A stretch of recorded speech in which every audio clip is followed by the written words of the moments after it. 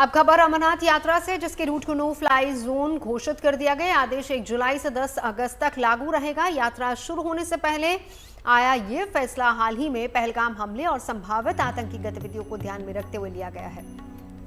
ज्यादा जानकारी के लिए हमारे सहयोगी मीर फरीद और डिटेल से रहे।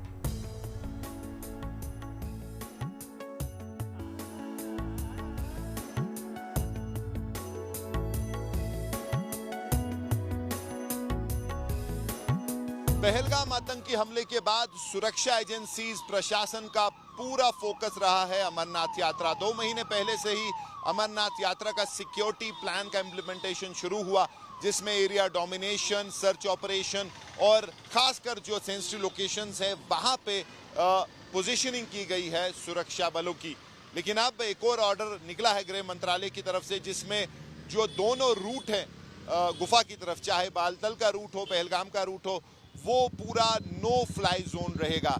और ये ऑर्डर जो है 1 जुलाई से जो है लागू होगा और 10 अगस्त तक रहेगा।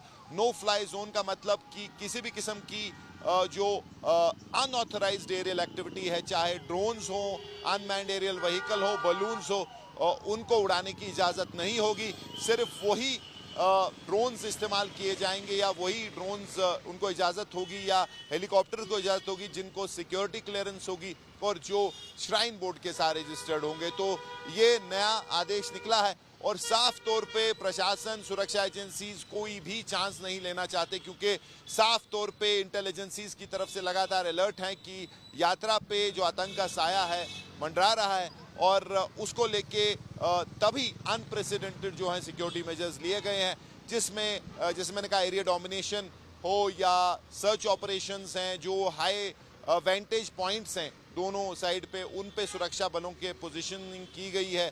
उसके अलावा एरियल सर्वेलेंस चलती रहेगी, लेकिन अब जो है नो फ्लाई जोन भी रहेगा, जिसमें दोनों रूट जो हैं 1 जुलाई से 10 अगस्त 2025 तक नो फ्लाई जोन डिक्लेयर कर दिए गए हैं। कैमरा पर्सन मुजफ्फर अहमद के साथ Mir Farid, Srinagar, good news today.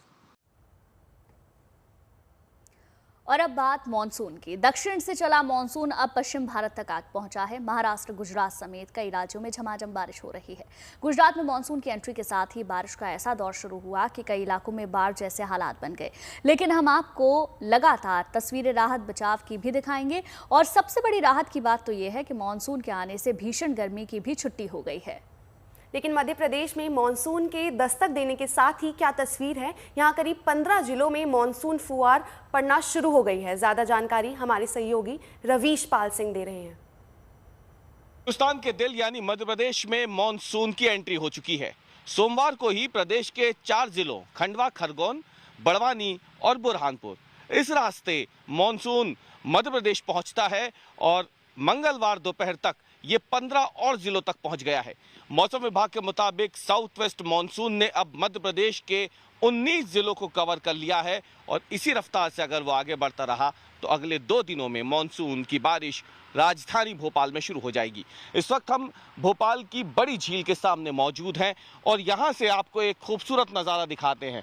Monsoon के वो बादल जो अब धीरे धीरे भोपाल की ओर बढ़ रहे हैं और ये इन तस्वीरों में आप देखिए कि ये जो मॉनसून के बादल हैं ये अभी धूप से राहत दे रहे हैं भले ही आपको, लेकिन आने वाले 2-3 दिनों के बाद ये बादल बरसना भी शुरू हो जाएंगे। मौसम विभाग के मुताबिक मॉनसून अपने तय समय से मध्य प्रदेश पहुंच चुका है और इसके बाद अब जिस तेजी से इसने 2 दिनों में 19 जिलों को कवर कर लिया है, अगले 2 दिनों के दौरान मध्य प्रदेश के एक बड़े भूभाग में मॉनसून पूरी तरीके से काबिज हो जाएगा। 2 दिनों में 19 जिलों तक मॉनसून मध्य प्रदेश में पहुंच गया है और अगले 2 दिनों के दौरान 10 से और ज़्यादा ज़िले ऐसे हैं जहां पे मॉनसून प्रवेश कर जाएगा। यानी कुल मिलाकर के एक बड़ी राहत की खबर मध्य प्रदेश के लोगों के लिए है, जो पिछले कई दिनों से उमस और चिपचिपी भरी गर्मी से परेशान थे।